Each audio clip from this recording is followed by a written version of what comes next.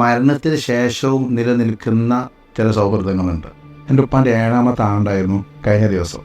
അപ്പോൾ നമുക്കറിയാം, മലബാറിൽ ആണ്ടിൻ്റെ ദിവസം പ്രത്യേക പ്രാർത്ഥനകളൊക്കെ ഉണ്ടാവും. കുടുംബക്കാരും അയൽവാസികളൊക്കെ ഒരുമിച്ച് കൂട്ടിയിട്ട് മരിച്ച ആളുടെ പേരിൽ പ്രത്യേക പ്രാർത്ഥനകൾ നടത്തും.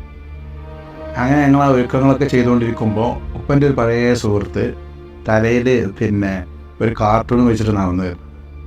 അപ്പോൾ ഞങ്ങൾ നോക്കുമ്പോൾ അദ്ദേഹം കുറച്ച് സ്വീറ്റ്സും കൊണ്ടുവന്നാണ്.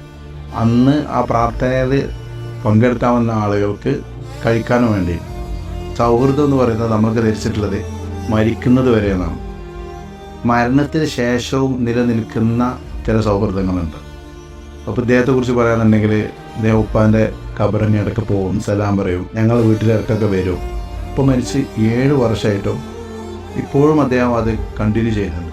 ഇപ്പം ചില സൗഹൃദങ്ങൾക്ക് എന്തില്ല, മരണമില്ല.